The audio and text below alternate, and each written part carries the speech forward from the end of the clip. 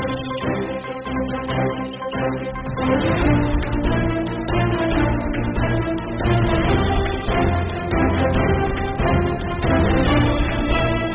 मैं राष्ट्रीय अध्यक्ष डॉक्टर राजशरण शाही जी से भाषण हेतु आग्रह करती हूँ।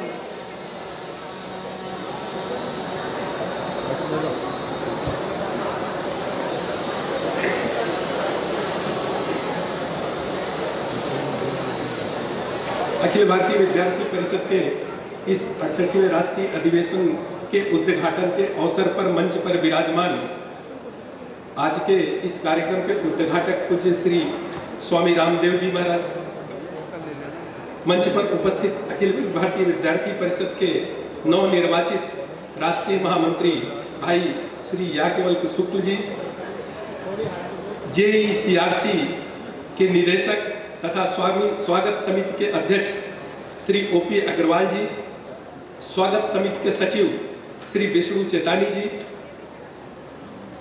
अखिल भारतीय विद्यार्थी परिषद की राष्ट्रीय मंत्री बहन प्रेरणा पवार जी, प्रांत अध्यक्ष डॉक्टर हेमंत महावर जी, प्रांत मंत्री श्री शैल जयमन जी तथा इस कार्यक्रम का संचालन कर रहे अखिल भारतीय विद्यार्थी परिषद केंद्रीय कार्य समिति की सदस्य पूनम शेखावत जी तथा हमारे सामने सभागार में बैठे ज्ञानशील एकता के साधक अखिल भारतीय विद्यार्थी परिषद के कार्यकर्ता बंधुओं भगिनी, हम सब जानते हैं कि भारत का जो प्राचीन इतिहास है वह अत्यंत ही गौरवशाली रहा है। न केवल ज्ञान और विज्ञान के क्षेत्र में, न केवल अध्यात्म के क्षेत्र में, बल्कि कला और संस्कृति के क्षेत्र में तथा आर्थिक क्षेत्र में भी भारत में एक समृद्ध परंपरा रही है। अभी पिछले सत्र में हम लोग प्रफुल्ल जी का भाषण सुन रहे थे, तो 1000 ईस्वी तक भारत का विश्व की अर्थव्यवस्था में 1/3 योगदान था। ये भारत की समृद्धि का इतिहास है। और अगर मैं मैकाले को उद्धृत करूं तो मैकाले कहता है कि मैंने पूर्व से पश्चिम तक, उत्तर से दक्षिण तक संपूर्ण भारत का भ्रमण किया और भारत भ्रमण के दौरान मुझे कोई भिखारी और व्यभिचारी नहीं मिला। केवल यह आर्थिक दृष्टि से समृद्ध नहीं था, बल्कि नैतिक दृष्टि से इतना उत्कृष्ट राष्ट्र था कि यहाँ कोई व्यभिचारी भी नहीं दिखाई दे रहा था। अगर मैं आइंस्टीन को उद्धृत करूं तो आइंस्टीन कह रहे थे कि दुनिया को शून्य का आविष्कार करके भारत ने पार्थिव सभ्यता को डायनामाइट की शक्ति प्रदान की। अगर शून्य का आविष्कार नहीं हुआ होता तो विज्ञान की प्रगति आज शायद शून्य ही रहती। तो इस प्रकार से भारत केवल ज्ञान और विज्ञान के क्षेत्र में नहीं, आध्यात्म के क्षेत्र में नहीं, समाज जीवन के विभिन्न क्षेत्रों में भारत ने विश्व का मार्गदर्शन किया। लेकिन कालांतर में भारत पे आक्रमणों का घात और प्रतिघात होता रहा। शक आए, यवन आए, पहलव आए, मुगल आए और फिर अंग्रेजों का आक्रमण हुआ। और इस घात और प्रतिघात के बीच भारत के धन संपदा को न केवल लूटने का प्रयास किया गया, बल्कि भारत के संस्कृति को, भारत के प्रतीकों और प्रतिमानों को, भारत के लोगों को, भारत के परंपराओं से काटने का प्रयास किया गया। और इस पूरे प्रयास के परिणाम स्वरूप एक लंबे संघर्ष के पश्चात भारत स्वतंत्र हुआ।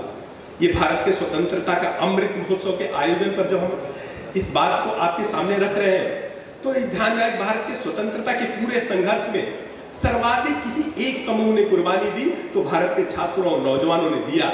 और स्वतंत्र भारत में जब भारत के पुनर्निर्माण का प्रश्न था तो छात्र शक्ति को पुनः राष्ट्र शक्ति के रूप में विश्व पटल पर प्रतिष्ठित करने के लिए एक छात्र संगठन की आवश्यकता थी।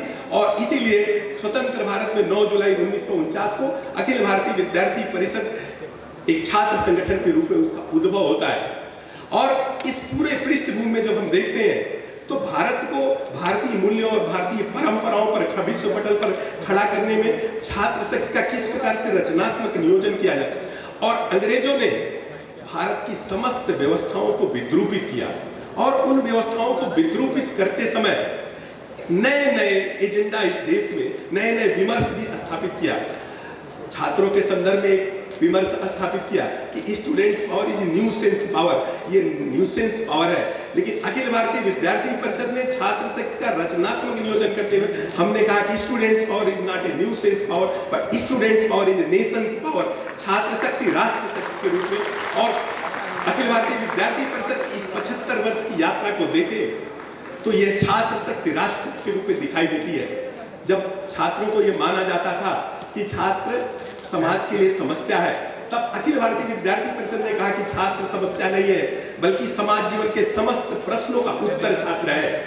जब यह कहा गया था कि Bharat, India is a land of problems, तब अखिल भारतीय विद्यार्थी परिषद के कार्यकर्ताओं ने कहा नहीं बल्कि करके दिखाया कि yes, I accept it, but my motherland is at the same time solution of the millions of the problems। तो सैकड़ों समस्याओं की यह धरती नहीं बल्कि करोड़ों समाधान की धरती है। इस प्रकार के विद्यार्थी परिषद के कार्यकर्ताओं ने करके दिखाया है। अब विद्यार्थी परिषद में जो हम नारे लगाते हैं, जितने भी नारे अभी आपने सुने हैं, वो नारे हमारे लिए केवल नारे नहीं है, वो हमारे प्रतिबद्धता के क्षेत्र है। और उन प्रतिबद्धताओं को समय समय पर हमारे कार्यकर्ता उन प्रतिबद्धताओं के साथ उतनी मजबूती से खड़े हैं कि अगर विद्यार्थी परिषद के इस 75 वर्ष की यात्रा को कोई नाम देना हो तो मैं यही कहूंगा, एक ऐसा छात्र संगठन है जिसके कथनी और करनी में कोई विचलन नहीं है। जब विद्यार्थी परिषद के इस पूरे इतिहास को देखते हैं तो ध्यान में आता है कि एक दुनिया में छात्र संगठनों का जब अध्ययन करते हैं, छात्र संगठनों के इतिहास का अध्ययन करते हैं, तो देखते हैं कि जिस गति से छात्र संगठनों का उदय हो रहा है उसी गति से छात्र संगठन अवलित भी हो रहे हैं। लेकिन एक ऐसा छात्र संगठन जो अपनी इस यात्रा को लगातार यशस्विता प्रदान कर रहा है, जो अपनी इस ध्येय यात्रा में सतत नए अध्याय जोड़ रहा है, तो आखिर वो कारण कौन से है? तो ध्यान में आता है कि दुनिया के अन्य छात्र संगठन किसी घटना, किसी परिस्थिति, किसी परिवेश की उपज है, तो अखिल भारतीय विद्यार्थी परिषद का उद्भव किसी घटना, किसी परिस्थिति, किसी परिवेश के कारण नहीं होता है। अखिल भारतीय विद्यार्थी परिषद के स्थापना के पीछे एक वैचारिक अधिष्ठान है और एक विशुद्ध और प्रामाणिक कार्य पद्धति है। उस वैचारिक अधिष्ठान और उस प्रामाणिक कार्य पद्धति से उष्मा प्राप्त करते हुए, ऊर्जा प्राप्त करते हुए विद्यार्थी परिषद का कार्यकर्ता इस यात्रा को लगातार यशस्वी बनाते हुए आगे बढ़ रहा है। शिक्षा के क्षेत्र में काम करते हुए, शिक्षा के संदर्भ में हमारी बड़ी स्पष्ट मान्यता है कि ये कहा गया कि हमने ये कहा कि education must be rooted to culture and committed to progress. शिक्षा जीवन के लिए और जीवन वतन के लिए। शिक्षा केवल अक्षर या शब्द ज्ञान नहीं, या केवल मस्तिष्क का विकास शिक्षा नहीं है। स्वामी विवेकानंद हमारे आदर्श है। स्वामी जी कहते हैं कि education is the manifestation of perfection already in the man. शिक्षा व्यक्ति में अंतर्निहित पूर्णता की अभिव्यक्ति है। हमारी यह स्पष्ट मान्यता है कि शिक्षा जब समाज जीवन के प्रश्नों से विमुख हो जाती है, स्वयं को मुक्त कर जाती है या कट जाती है, तो साक्षरता मात्र रह जाती है। इसलिए ऐसी शिक्षा जो भारत के युवाओं को भारत के संस्कृति से जोड़े, ऐसी शिक्षा जो भारत के युवाओं को भारत की संस्कारों से जोड़े, ऐसी शिक्षा जो भारत के युवाओं को भारत की भाषा से जोड़े, इस प्रकार के प्रश्नों को लेकर के अखिल भारतीय विद्यार्थी परिषद की ये यात्रा बढ़ती है। छात्रों के बारे में एक और विभ्रम खड़ा करने का प्रयास किया गया स्वतंत्रता के बाद कि छात्र कैरियरिस्ट बने, उन्हें नेशनलिस्ट बनने की आवश्यकता नहीं। छात्र आज कल का नागरिक है, आज का नागरिक नहीं है। अखिल भारतीय विद्यार्थी परिषद ने कहा कि छात्र कल का नागरिक नहीं है, आज का नागरिक है। इस नाते छात्र कैरियरिस्ट तो बनेगा, उसके साथ साथ नेशनलिस्ट भी बनेगा और समाज जीवन के प्रश्नों का, शिक्षा के प्रश्नों का तो उत्तर हम देंगे ही, लेकिन समाज जीवन में जो प्रश्न आ रहे हैं उन प्रश्नों का भी समाधान करेंगे। और अखिल भारतीय विद्यार्थी परिषद की इस पूरी यात्रा को देखें तो केवल शिक्षा के प्रश्नों को लेकर के हमने संघर्ष नहीं किया, शिक्षा के प्रस्तुत किया, लेकिन इसके साथ शिक्षा में परिवर्तनों के साथ साथ समाज जीवन में जो चुनौतियां उपस्थित हुई, चाहे वो पर्यावरण का संकट हो, चाहे देश की एकता और अखंडता का प्रश्न हो, चाहे इस देश में कोरोना के संकट में सेवा का प्रश्न हो, इन सारे प्रश्नों का उत्तर देते हुए हमने समाज जीवन में अलग अलग प्रकल्प खड़ा किया। आज इसी का परिणाम है कि अखिल भारतीय विद्यार्थी परिषद की यात्रा यशस्विता के साथ लगातार आगे बढ़ रही है। और आज अखिल भारतीय विद्यार्थी परिषद की यात्रा समाज जीवन के सभी प्रश्नों का उत्तर देते हुए, शिक्षा के क्षेत्र में नए नए प्रतिमान स्थापित करते हुए, ये छात्र के अंदर वीकनेस नहीं बल्कि उसके यूनिकनेस को तराशते हुए उसको उड़ने का एक नया आयाम, एक नया फलक देने का कार्य करते हुए ये यात्रा लगातार बढ़ रही है। इस अखिल भारतीय विद्यार्थी परिषद के इस राष्ट्रीय अधिवेशन में इसलिए ज्यादा महत्वपूर्ण है कि ये न केवल भारत के स्वतंत्रता के अमृत महोत्सव के पावन पर्व पर आयोजित है, बल्कि यह अखिल भारतीय विद्यार्थी परिषद की स्थापना के 75वें वर्ष में प्रवेश का पावन अवसर भी है। जिस स्थान पर इसका आयोजन हो रहा है वह स्थान त्याग की भूमि है, संघर्ष की भूमि है, शौर्य की भूमि है, शक्ति और भक्ति की भूमि है। तो इस अधिवेशन पे अखिल भारतीय विद्यार्थी परिषद के राष्ट्रीय पुनर्निर्माण का जो महायज्ञ संपादित हो रहा है, उस यज्ञ के याज्ञिक के रूप में आपको नए संस्कार, नए ऊर्जा, नए उष्मा से इस ध्येय यात्रा के नए अध्याय को जोड़ने का एक नया अवसर मिला है। इस अवसर पर इस देश की युवा तरुणाई का हृदय से वंदन और अभिनंदन करते हुए इस यात्रा को और यशस्विता प्रदान करने का आप सबसे आह्वान करते हुए मैं अपनी बात को पूरी करता हूं। भारत माता की जय, वंदे मातरम। अब मैं राष्ट्रीय महामंत्री याज्ञवल्क्य शुक्ल जी से आग्रह करती हूँ कि वो उद्बोधन करें।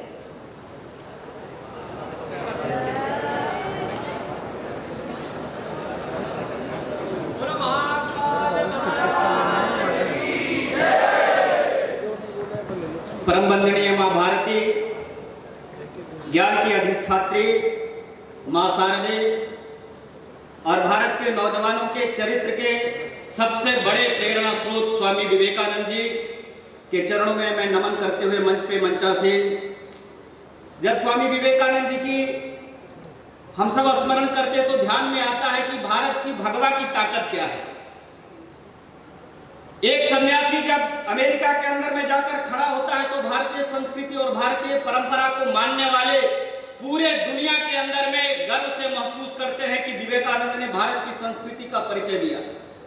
और एक भगवा सन्यासी हम सब लोग के बीच में उपस्थित हैं।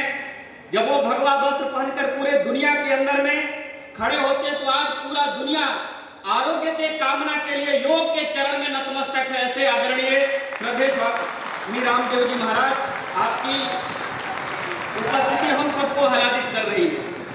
मंच पे मंचासीन विद्यार्थी परिषद के राष्ट्रीय अध्यक्ष आदरणीय राजशरण शाही जी, स्वागत समिति के सम्मानित अध्यक्ष प्रसिद्ध सीए ओपी अग्रवाल जी, विद्यार्थी परिषद की राष्ट्रीय मंत्री बहन कुमारी प्रेरणा पवार जी, स्वागत समिति के सचिव विष्णु चेतानी जी, प्रांत अध्यक्ष डॉक्टर हेमंत महावर जी, प्रांत मंत्री श्री शौर्य जेमन जी और इस कार्यक्रम की संचालन कर रही बहन पूनम शेखावत जी। इस सभागार में उपस्थित विद्यार्थी परिषद के अखिल भारतीय संगठन मंत्री आदरणीय आशीष जी, राष्ट्रीय सह संगठन मंत्री माननीय प्रफुल्ल जी, गोविंद जी, बालकृष्णा जी और विद्यार्थी परिषद को आशीर्वाद प्रदान करने के लिए जयपुर के सभागार में उपस्थित विद्यार्थी परिषद के सभी पुरातन वरिष्ठ कार्यकर्ता, जयपुर के सभी सम्मानित अतिथिजन, सभी आगंतुकजन, मीडिया पत्रकार के बंधुओं, कहीं खेत है कहीं रेत है और कहीं पे टीले, अलगोजों पर झूमे मस्त रंगीले, जहां युगों से सुलग रही है वीरों के कंदीले, जो धरती पैदा करती है मर्दाना गर्विले, अरावली के हर पत्थर पर लिखा एक बलिदान, ऐसा राजस्थान हमारा, ऐसा राजस्थान। भाइयों बहनों, राजस्थान यानी भारत के स्वाभिमान का प्रतीक है राजस्थान। अकबर को धूल चटाने वाला और भारतीय स्वाभिमान का परिचय देने वाला यह राजस्थान है। और राजस्थान जहां महावीरों की एक श्रृंखला है, वहीं जब हमारी एक माता खड़ी होती है, माता पन्ना धाए, तो भारत के स्वामी भक्ति और स्वाभिमान का प्रतीक का कहानी को स्वर्ण अक्षरों में लिखता है राजस्थान।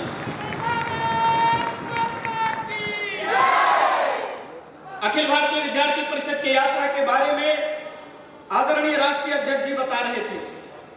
माननीय सुनील अंबेडकर जी, हम सभी के आदरणीय राष्ट्रीय संगठन मंत्री रहे, उन्होंने एक बात कहा कि हमारी माता है और हम भारत के पुत्र होने के नाते संपूर्ण देशवासियों को सेवा करेंगे, यही संकल्प के साथ विद्यार्थी परिषद प्रारंभ हुआ है। इसलिए इस संकल्प के यात्रा को हम जब 75 साल की यात्रा का जब हम दिग्दर्शन करते हैं तो ध्यान में आता है कि भारत का कोई ऐसा कोना नहीं है जहां यदि नौजवानों की कोई टोली निकलती है तो उसमें से वंदे मातरम और भारत माता की जयगान करने वाला नौजवान नहीं निकलता है। और यह संभव हुआ है तो अखिल भारतीय विद्यार्थी परिषद के कार्यकर्ताओं के कारण से कि आज प्रत्येक कैंपस के अंदर में विद्यार्थी परिषद का काम आज देश के अंदर में हम सब लोगों को दिखाई देता है, जिसमें पूर्व कार्यकर्ता वर्तमान कार्यकर्ताओं की तप तपस्या और साधना के आधार पर आज हिंदुस्तान का चाहे कश्मीर हो, चाहे कन्याकुमारी हो, चाहे वह कच्छ हो, चाहे अरुणाचल प्रदेश का कोई सुदूरवर्ती कैंपस हो, चाहे गांव हो, हर जगह यदि नौजवानों की टोली निकलती है तो विद्यार्थी परिषद की जय वंदे मातरम करने वाले आज नौजवानों का श्रृंखला इस देश के अंदर में खड़ा है।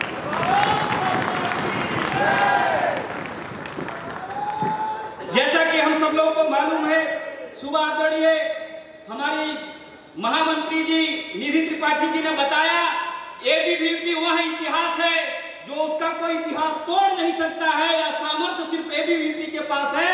और विद्यार्थी परिषद ने अपने इतिहास को तोड़ते हुए 45 लाख से ज्यादा छात्रों का कोरोना के बाद जब कैंपस खुलता है तो छात्रों का किस प्रकार से एबीवीपी के प्रति लगाव है, यह लगाव का सबसे बड़ा प्रकटीकरण है कि 45 लाख से ज्यादा विद्यार्थी परिषद के कार्यकर्ता बनने का लोगों ने, स्टूडेंट ने स्वीकार किया। इस बार विद्यार्थी परिषद यानी क्या है? विद्यार्थी परिषद के पूर्व कार्यकर्ता कहते हैं हम तिरंगा के लिए जान दे सकते हैं। यह प्रेरणा विद्यार्थी परिषद से मिली। हम सब लोग को मालूम है, आजादी के बाद इस देश के अंदर में शैक्षणिक संस्थानों में, अलग अलग संस्थानों में तिरंगा फहराने की परंपरा थी, लेकिन देश के अंदर में एक नई परंपरा का इजाद अखिल भारतीय विद्यार्थी परिषद ने किया कि आज तक जनगण मन में हम गीत तो गाते हैं, लेकिन इस तंत्र में क्या जन की सहभागिता है? तो ध्यान में आता है कि तिरंगा फहराने में भी अभी तक पूरे देशवासियों की भूमिका नहीं सुनिश्चित हो पाई थी। और विद्यार्थी परिषद ने अपने बैठकों के अंदर में तय करता है, इस बार पूरे एक कार्यकर्ता एक गांव के अंदर में जाएंगे, एक तिरंगा लेकर के आएंगे और इस राष्ट्रीय त्योहार में पूरे संपूर्ण देश के लोगों को सहभागी करेंगे। और पहली बार जब एक गांव एक तिरंगा के अभियान के माध्यम से कार्यकर्ता गांव-गांव में जाने का प्रयास किए तो 1 लाख से ज्यादा गांव में एबीवीपी के कार्यकर्ताओं ने बड़ी संख्या में लोगों को एक साथ ला करके तिरंगा फहराने का काम किया। मित्रों, आप सब लोगों को अनुभव होगा, तिरंगा फहराने के बाद जब गांव से लोग निकल रहे थे तो नम आंखों से लोग विदा के साथ एक वादा हमसे कर रहे थे। वादा यह था कि वापस कब आएंगे आप गांव में तिरंगा फहराने के लिए। ये भावना के साथ अखिल भारतीय विद्यार्थी परिषद तिरंगा के साथ लोगों को जोड़ने का अभियान लिया और लगातार दूसरी बार भी हम सब लोग गांव के अंदर में गए, एक गांव एक तिरंगा के माध्यम से, जहां तक अभी 75 वर्ष की आजादी के बाद जिन हाथों ने आज तक तिरंगा नहीं फहराया था, जिन हाथों ने आज तक तिरंगा को सलूट नहीं किया था, इस देश के अंदर में एकमात्र छात्र शक्ति विद्यार्थी परिषद है कि आम लोगों को तिरंगा का वंदन अभिनंदन करने का अवसर प्रदान करती है। विद्यार्थी परिषद के कार्यकर्ताओं ने अपने साधना के आधार पर सिर्फ भारत के लोगों की कल्याण की कामना हमारी संस्कृति की विशेषता नहीं रही, हम तो विश्व की कल्याण की कामना करने वाले परंपरा के लोग हैं। इसलिए अखिल भारतीय विद्यार्थी परिषद ने दुनिया के छात्र भारत में जो पढ़ते हैं उनके बीच में भारत के वैश्विक विचार जाना चाहिए, यह हमारा कमिटमेंट है। और भारत के नौजवान जो विदेश में पढ़ने जाते हैं वो भारतीय संस्कृति का प्रचार प्रसार दुनिया के अंदर में करें, क्योंकि ये भारत के अंदर में एबीवीपी और संघ परिवार का विचार है, जो भारत का विचार है, उसने अविश्वास स्थापित किया कि दुनिया के समस्या का समाधान का कोई सामर्थ्य है तो भारतीय विचार केंद्रित लोगों के मन मस्तिष्क से निकला हुआ विचार के आधार पर है।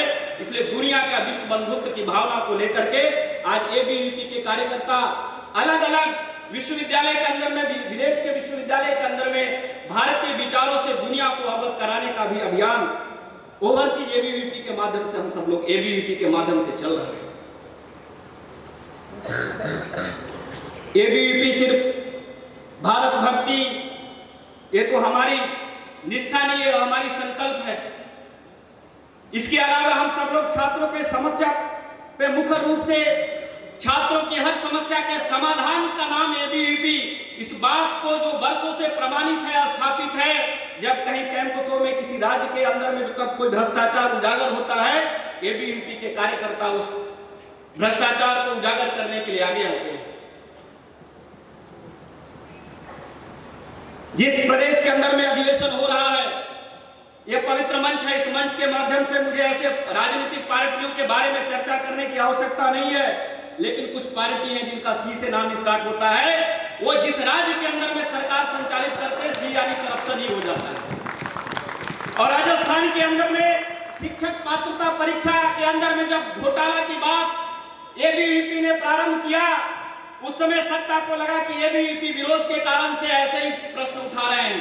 लेकिन जब राष्ट्रीय मंत्री होशियार सिंह मीणा जी के नेतृत्व में राजस्थान के विद्यार्थियों ने भूचाल सा खड़ा किया कि राजस्थान की जो वर्तमान सरकार है, नौजवानों के रोजगार को, शिक्षक जैसे महत्वपूर्ण पदों को बेचने का काम, भ्रष्टाचार करने का काम कर रही है।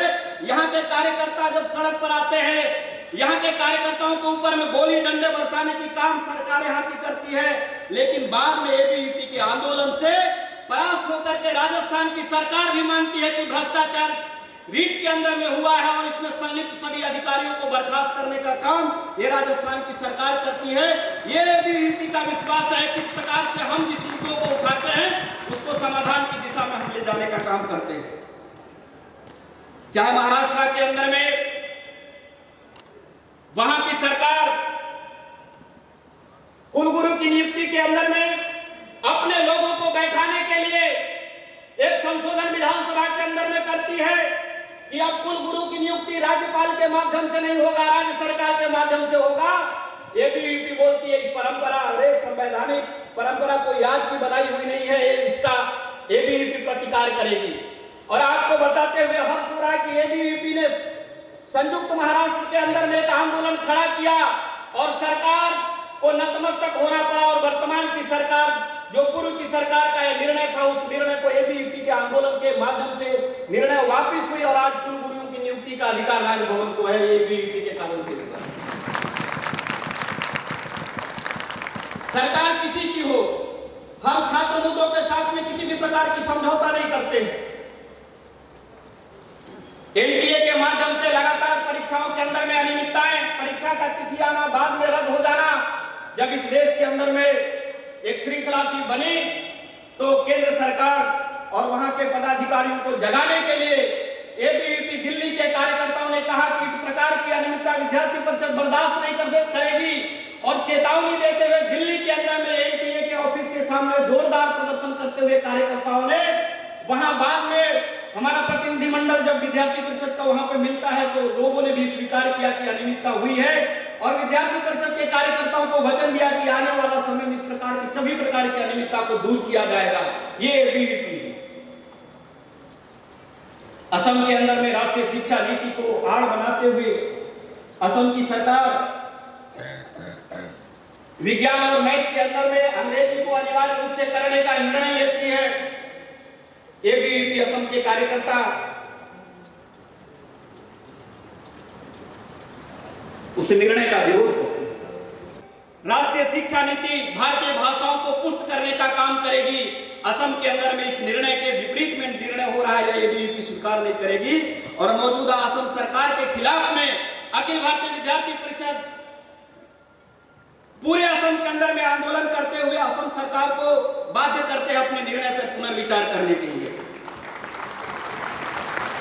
छात्र संघ चुनाव की जब हम लोग बात करते हैं तो पूरे देश के अंदर में जहां राजस्थान की हमने चर्चा की, एक तरफ हमारे कार्यकर्ता आंदोलन में लगे हुए थे, दूसरी ओर छात्र संघ चुनाव की घोषणा होती है और छात्र संघ चुनाव को भी प्रभावित करने का प्रयास यहाँ की गूंगी बहरी सरकार के माध्यम से जब हो रहा था, लेकिन कितना बड़ा विश्वास विद्यार्थी परिषद कार्यकर्ताओं के परिश्रम और त्याग के ऊपर विद्यार्थियों का है कि जब राजस्थान के अंदर में चुनाव होता है, राजस्थान का मुख्यमंत्री का बेटा है, चुनाव का कैंपेनिंग करते हैं। आप सभी प्रमुख कार्यकर्ताओं को बताते हुए हर्ष हो रहा है पूरी राजस्थान की सरकार एक तरफ, विद्यार्थी परिषद के कार्यकर्ता एक तरफ और मंत्री से लेकर मुख्यमंत्री के इलाके में विद्यार्थी परिषद पूरी तरह से NSY की सफाया करते हुए पूरे कॉलेज कैंपस में विद्यार्थी परिषद के कार्यकर्ता जीत के आते हैं।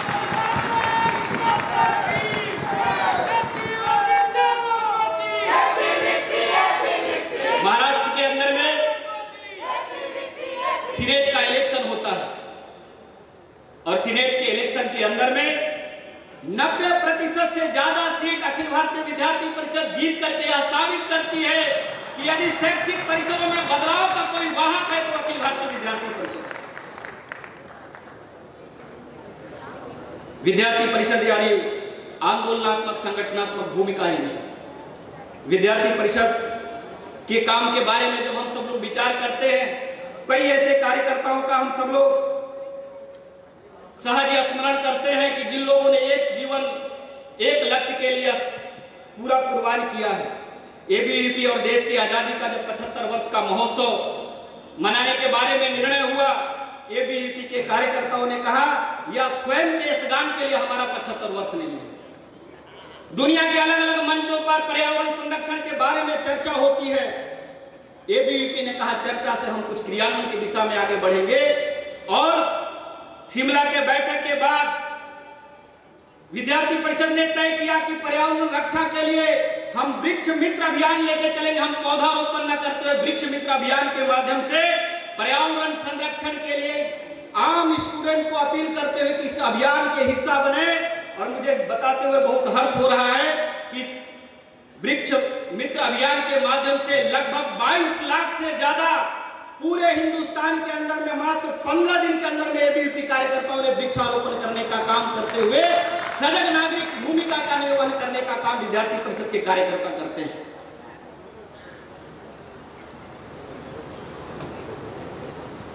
सामाजिक चेतना, सामाजिक परिवर्तन की बात विद्यार्थी परिषद ने कहा कि व्यक्ति निर्माण के माध्यम से राष्ट्र का पुनर्निर्माण करना है। इसलिए व्यक्ति कैसे होने चाहिए तो ध्यान में आता है कि एबीवीपी के कार्यकर्ता कई एबीवीपी के काम करते हुए जब गांव के भ्रमण के लिए, ग्राम जीवन दर्शन के लिए झारखंड के किसी गांव के अंदर में उत्तर प्रदेश का एक कार्यकर्ता जाता है, जनजातीय परिस्थितियों को देखने के बाद महसूस होता है कि हमें कुछ यहाँ पे भी काम करने की आवश्यकता है।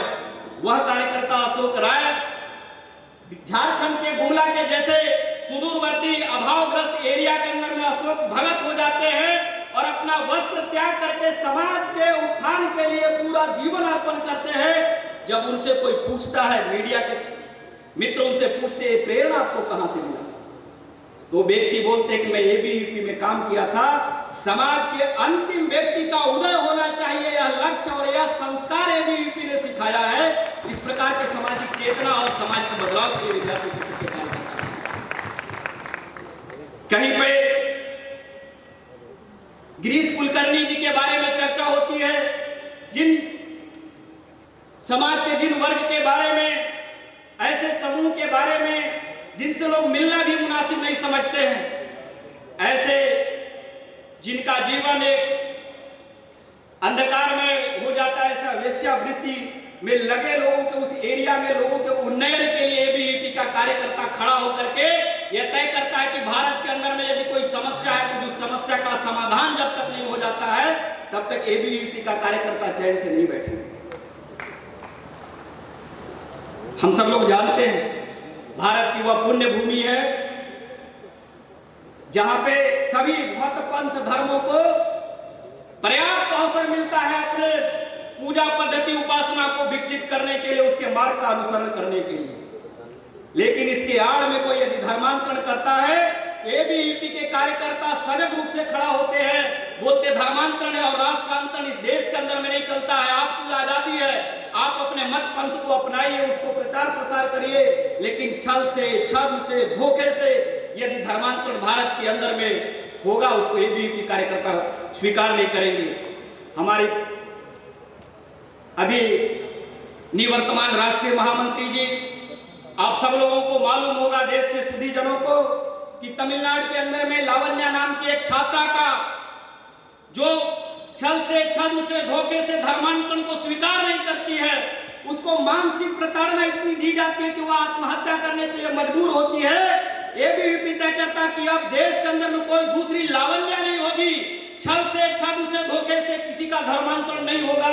और हमारी राष्ट्रीय महामंत्री जी के नेतृत्व में पहली बार तमिलनाडु के मुख्यमंत्री के आवास के सामने प्रदर्शन होता है और वहां पूरे जनमानस एबीवीपी के इस आंदोलन को समर्थन करते हैं। एबीवीपी के राष्ट्रीय महामंत्री से 32 कार्यकर्ता को जेल की यातना दी जाती है। लेकिन यह आगाज है मित्रों कि भारत के संस्कृति के खिलाफ काम करने वाले लोगों के खिलाफ में नौजवानों की पीढ़ी खड़ा होगी, धर्मांतरण स्वीकार नहीं होगा। इस भाव का, इस बात का राष्ट्रीय महामंत्री जी के नेतृत्व में एक तमिलनाडु के अंदर में स्वर्ण अक्षरों में इतिहास के अंदर में आंदोलन हुआ। मेरे प्रिय कार्यकर्ता, इस वर्ष हम सब लोग के कंधों पर जिस भारत केंद्रित शिक्षा के बारे में हमने वर्षों से हमारे पूर्वजों ने, पीढ़ियों ने तप तपस्या और संघर्ष किया है, उसका एक अवसर मिला है हम सब लोगों को। इस मंच के माध्यम से बस आपसे इतना ही अपील करता हूं कि राष्ट्रीय शिक्षा नीति के क्रियान्वयन में कार्यकर्ता अपनी महती भूमिका का निर्वहन करते हुए एक सबल राष्ट्र का सबल गौरव बढ़ाने की दिशा में हम सब लोग संकल्प के साथ आगे बढ़ेंगे। इन्हीं विश्वास के साथ भारत माता की, भारत माता की। देश की रक्षा कौन करेगा? देश की रक्षा कौन करेगा? वंदे मातरम।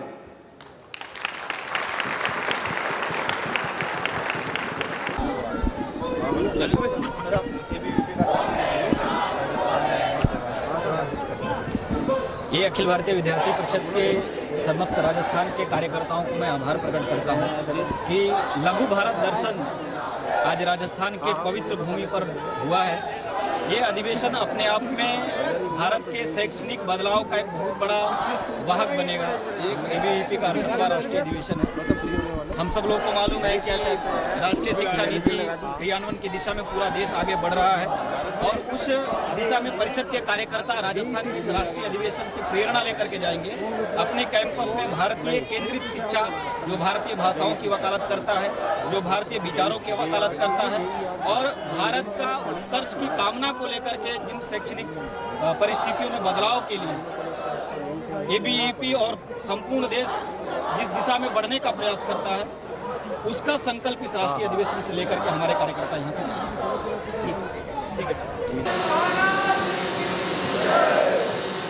नमस्कार, प्रणाम, सुस्वागतम। अखिल भारतीय विद्यार्थी परिषद का 68वां राष्ट्रीय अधिवेशन आज 25 नवंबर को मानिंद पुण्य क्षण में हो रहे इस उद्घाटन समारोह में उपस्थित अतिमहनीय अतिथिगण, परम पूज्य योग गुरु एवं स्वतंत्र चेतना के प्रति स्वामी रामदेव जी, जिन्हें ये देश अपने बौद्धिक विमर्श से स्वास्थ्य के क्षेत्र में एक क्रांतिकारी योद्धा की संज्ञा देता है। स्वामी जी अध्ययन और अध्यात्म की प्रतिमूर्ति हैं। भारतवर्ष में एक प्रकार से विलुप्त योग ज्ञान का स्वामी जी ने नए सिरे से सूत्रपात कर मानव मात्र को संतुलित, प्रफुल्लित एवं निरोगी जीवन जीने का विगत 30-35 वर्ष पूर्व जो दीपक जलाया था, वो आज देशव्यापी मशाल बन चुका है। समारोह के अगले मुख्य आकर्षण राष्ट्रीय अध्यक्ष माननीय श्री राजशरण शाही जी, राष्ट्रीय मंत्री श्री यादव शुक्ल जी, स्वागत समिति सचिव श्री विष्णु केतानी जी, केंद्रीय कार्य समिति सदस्य अखिल भारतीय विद्यार्थी परिषद पूनम शेखावत जी, राष्ट्रीय मंत्री अखिल भारतीय विद्यार्थी परिषद प्रेरणा पवार जी, प्रांत अध्यक्ष जयपुर श्री हेमंत महावर जी, प्रांत मंत्री जयपुर श्री शौर्य जैन जी एवं अन्य उपस्थित सज्जन जो वरिष्ठ विधायक और वरिष्ठ राजनेता भी यहाँ उपस्थित हैं, जिन लोगों ने अपना जीवन शैली विद्यार्थी परिषद से शुरू किया। अखिल भारतीय विद्यार्थी परिषद के 68वें राष्ट्रीय अधिवेशन के उद्घाटन समारोह में स्वागत उद्बोधन देते हुए मुझे अपार गौरव एवं हर्ष की अनुभूति हो रही है। इस उद्घाटन समारोह के पुनीत अवसर पर परम पूज्य स्वामी रामदेव जी की प्रेरक उपस्थिति से अखिल भारतीय विद्यार्थी परिषद इस वार्षिक आयोजन के इतिहास में एक नया अध्याय जुड़ गया है।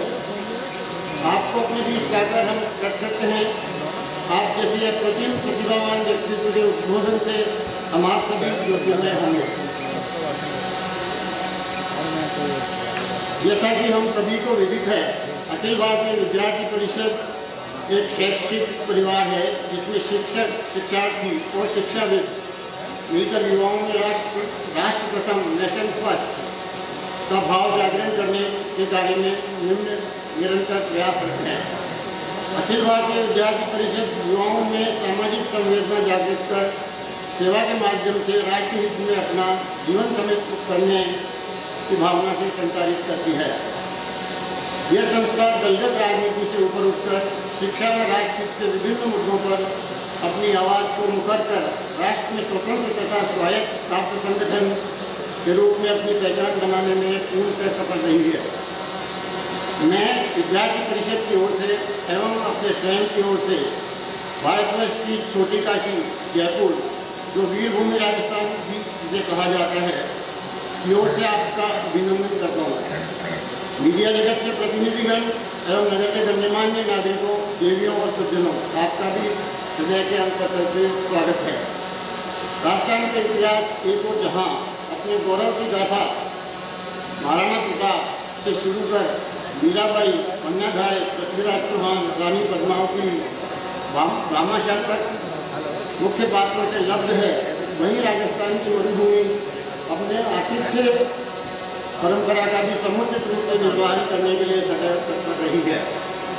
मुझे आशा है कि पूरे देश के आए प्रतिभागी इस आतिथ्य परंपरा का यहाँ दर्शन कर पाएंगे। अखिल भारतीय विद्यार्थी परिषद के अवधारकों, जिन लोगों ने इसको कंसीव करा था किसी समय में 75 वर्ष पूर्व, उनके पुण्य से फलित इस संस्था की प्रगति एवं इतिहास अत्यंत गौरवशाली है। समय का वातायन एवं इतिहास के प्रश्न गवाह हैं कि देश के लोकतंत्र को सुदृढ़ एवं समृद्ध करने में इस संस्था की भूमिका बहुत महत्वपूर्ण रही है। इस संस्था में प्राचीन एवं आधुनिक ज्ञान विज्ञान का समन्वय कर जो राष्ट्र निर्माण की प्रक्रिया से विद्यार्थियों को जोड़कर उन्हें आदर्श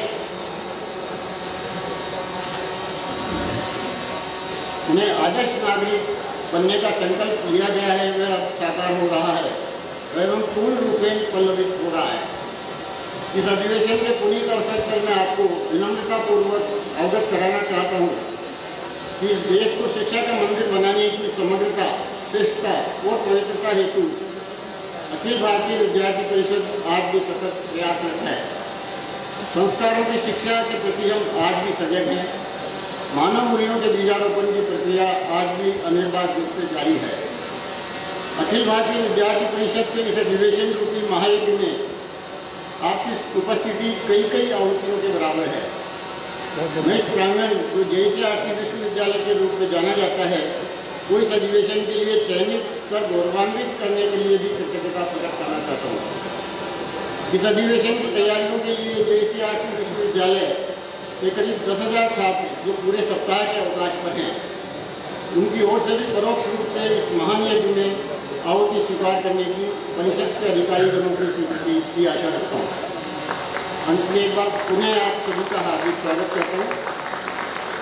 मैं यह भी आशा करता हूँ कि अखिल भारतीय विद्यार्थी परिषद के प्रयास एवं परिषद के सानिध्य में हम और हमारे सहयोगी ज्ञान विज्ञान के क्षेत्र में सुलक्ष्य होकर एक सुशिक्षित भारत की परिकल्पना एवं अपने संकल्प को रूप देने में अपनी महत्वपूर्ण भूमिका निभा सकेंगे। जय हिंद। धन्यवाद।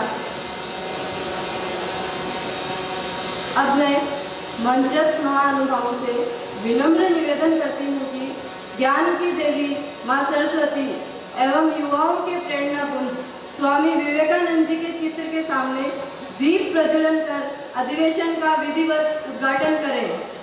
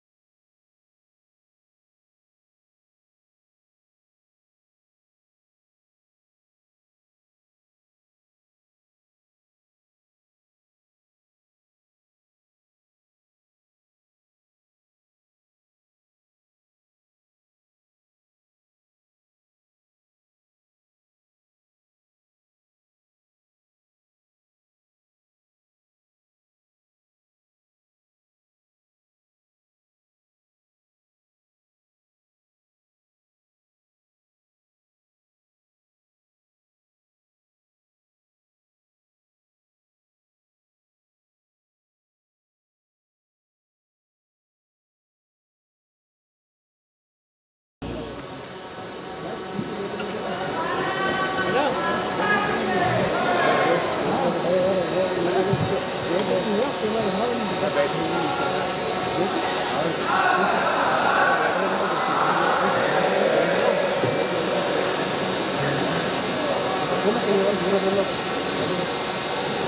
सिंह जी, आप अवकाश प्राप्त IAS अधिकारी हैं। आप स्वामी रामदेव जी द्वारा प्रेरित भारतीय शिक्षा बोर्ड के अध्यक्ष हैं। आपका स्वागत है। मैं आपके स्वागत हेतु स्वागत समिति के सचिव श्री विष्णु चैतन्य जी से आग्रह करती हूँ।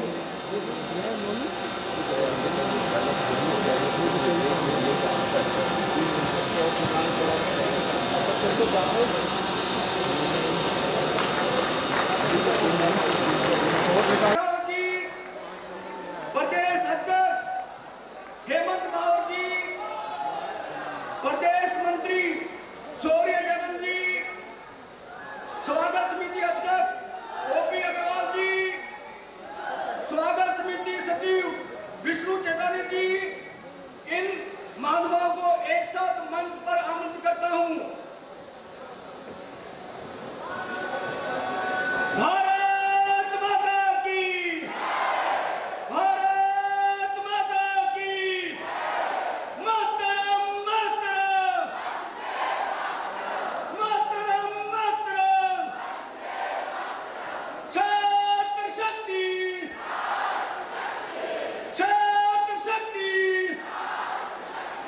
सुदेश पावर, सुदेश पावर, कश्मीर हो या हो गुवाहाटी, कश्मीर हो या हो गुवाहाटी, गांव-गांव में जाएंगे, गांव-गांव आमंत्रित करता हूं। कुमारी पूनम शेखावत जी, आप मूलतः राजस्थान के सीकर जिले से हैं। आपकी शिक्षा LLB तक हुई है। आप वर्तमान में जोधपुर प्रांत बीकानेर विभाग संघ मंत्री एवं केंद्रीय कार्य समिति सदस्य है। आपका केंद्र बीकानेर है। आगे के मन संचालन हेतु कुमारी पूनम शेखावत जी से आग्रह करता हूं।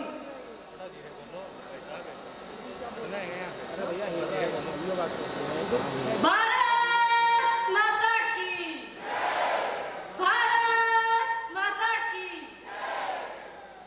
शौर्य पराक्रम, त्याग एवं बलिदान की पावन धरा राजस्थान की पुण्य भूमि गुलाबी नगरी जयपुर में आयोजित अखिल भारतीय विद्यार्थी परिषद के 68वें राष्ट्रीय अधिवेशन में देश भर से पधारी युवा तरुणाई एवं हमारे विशिष्ट अतिथि का मैं हार्दिक स्वागत, वंदन, अभिनंदन करती हूँ। आप सभी को मेरा क्षमागणी। अब मैं मंचस्थ महानुभावों का परिचय आपके समक्ष रखती हूँ। आप पूज्य स्वामी रामदेव जी आत्मनिर्भर भारत के स्मृत शिल्पी एवं निष्काम कर्मयोगी हैं। विगत 30 वर्षों से अपने तप एवं अखंड पुरुषार्थ के साथ योग, अध्यात्म, आयुर्वेद, स्वदेशी एवं राष्ट्र स्वावलंबी राष्ट्र स्वाभिमान के अग्रणी ध्वजवाहक है। गुफाओं एवं ग्रंथों से बाहर निकलकर योग को जन जन के द्वार तक पहुंचाने वाले आप महान ऋषि हैं। आपके प्रयास का ही परिणाम है कि हमारे भारत की योग विद्या के समक्ष पूरा विश्व नतमस्तक है। आयुर्वेद के सिद्धांतों का नूतन अनुसंधानों के साथ प्रयोग करके वर्तमान आधुनिक चिकित्सा पद्धति में असाध्य समझे जाने वाले रोगों का निदान भी पूज्य स्वामी जी द्वारा खोज लिया गया है। पूज्य स्वामी जी ने श्रेष्ठ स्वदेशी उत्पादों के माध्यम से आर्थिक क्षेत्र में भी युवाओं को आत्मनिर्भरता के लिए प्रभावी प्रेरणा दी है। पूज्य स्वामी जी जहां वेद वंदे वंदे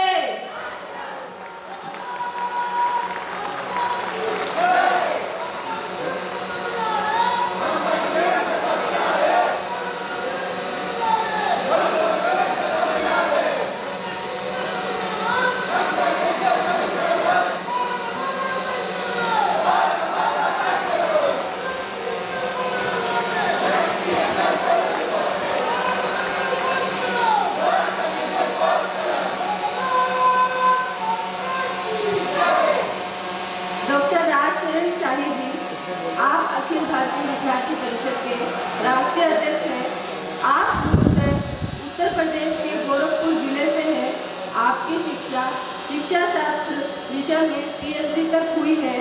वर्तमान में आप बाबा साहब भीमराव अम्बेडकर विश्वविद्यालय लखनऊ में शिक्षा शास्त्र विभाग में सहायक प्राध्यापक के पद पर कार्यरत है।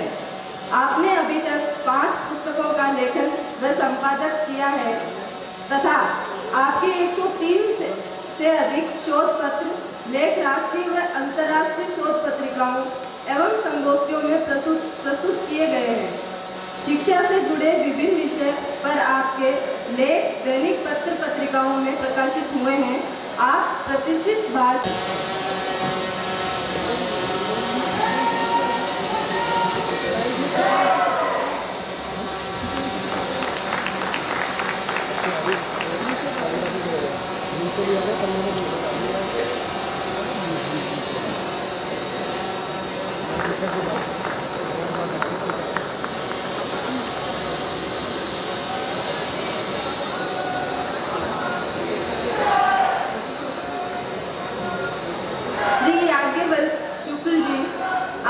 भारतीय विद्यार्थी परिषद के राष्ट्रीय महामंत्री हैं। आप मूलतः झारखंड के गढ़वा जिले से हैं। आपकी शिक्षा रांची विश्वविद्यालय से भूगोल विषय में PhD तक हुई है। आपको परास्नातक भूगोल विषय में स्वर्ण पदक प्राप्त हुआ है। आप श्री जगदीश सिंह नामधारी महाविद्यालय गढ़वा के छात्र संघ अध्यक्ष एवं विश्वविद्यालय के उपाध्यक्ष भी रहे हैं।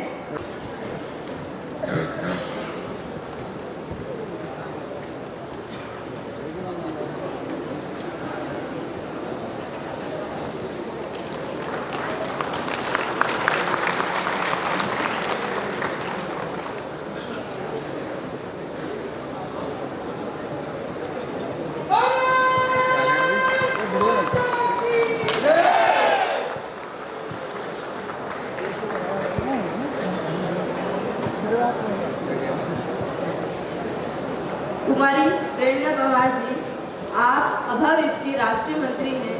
आप मूलतः ठाणे कोकम से हैं। आपकी शिक्षा जनसंचार में स्नातक तक हुई है। आप वर्ष 2014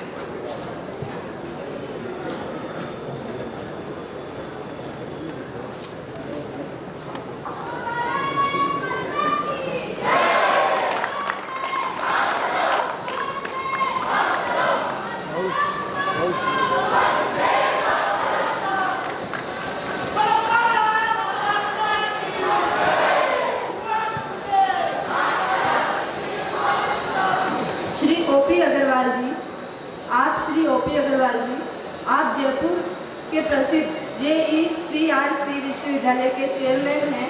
वे national society for engineering research and development के अध्यक्ष के नाते भी कार्यरत हैं। हाल ही में आपको भारत सरकार द्वारा भारतीय कॉर्पोरेट मामलों के संस्थान IICA के बोर्ड ऑफ गवर्नर के सदस्य के रूप में नामित किया गया है। आप जयपुर के पहले चार्टेड अकाउंटेंट हैं जिनको यह सम्मान प्राप्त हुआ है। सामाजिक कार्यकर्ता के नाते आपकी सक्रियता अनेक प्रकार की सामाजिक गतिविधियों में बनी रहती है। आप अभाविप के 68वें राष्ट्रीय अधिवेशन के स्वागत समिति के अध्यक्ष हैं। अब मैं आपके स्वागत हेतु प्रदेश अध्यक्ष हेमंत महावर जी से आग्रह करती हूँ।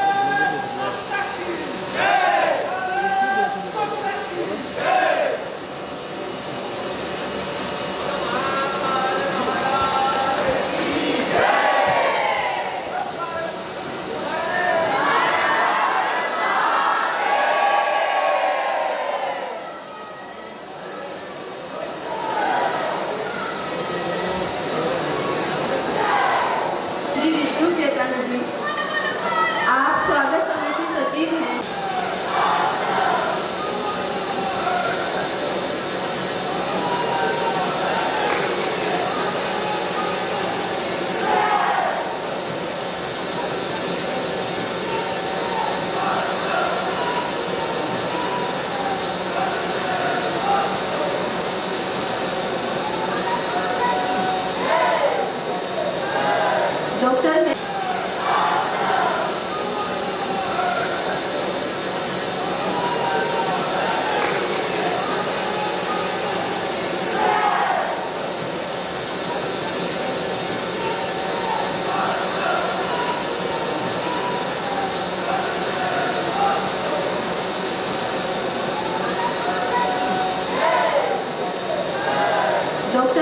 लग जाता, फिर वापस यहाँ आता, जब तक तो निकल जाता, ऐसे नहीं होता। बाबा रामदेव जी की सगी बहन रितुम्बरा जी सभागार में उपस्थित है। आपका बहुत बहुत स्वागत, अभिनंदन, वंदन है।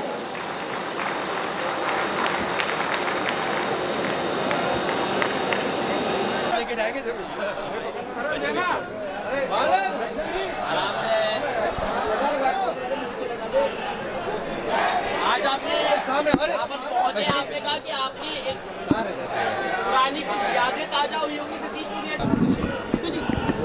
आज़ादी के आंदोलन में देश के नौजवानों की बड़ी भूमिका थी और आज़ादी के तत्काल बाद एक बड़ा यक्ष प्रश्न देश के समक्ष था कि समाज के पिछड़ेपन से और देश को पुनर्निर्माण के लिए खड़ा करने में किसकी भूमिका होगी।